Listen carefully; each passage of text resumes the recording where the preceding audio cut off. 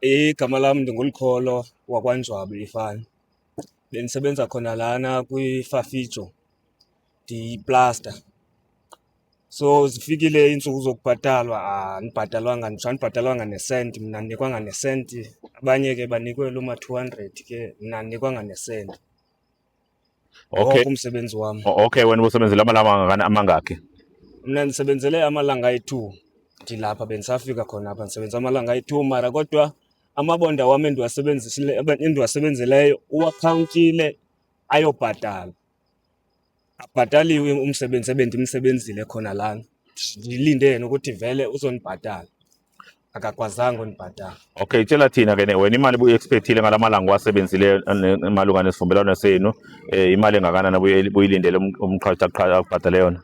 I-room ebendiyijongile eyokuqala bendijonga ukuthi i-800 because sivumelene nge-800 kuba la 800 sizoyehlula. Yangamanye kamabonda bethe mandibethe kuwo and then sizotsho sike sibhatalana. Alright, ake sibonge ne. Asizwe omunye ukuthi yini isikhalo sakhe ne. Lo i-bricklayer asizwe isikhalo sakhe yena. Mna ndingulungani Swiss. Ndisebenze it's about 3 weeks la and expecte noba i-5,000 ngoba sibala ngezi-10.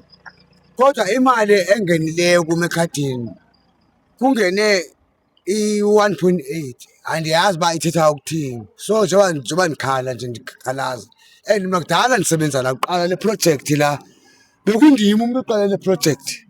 Uba ndiyazi uba wonke umntu la emsebenzini akukho umntu angandaziyo la.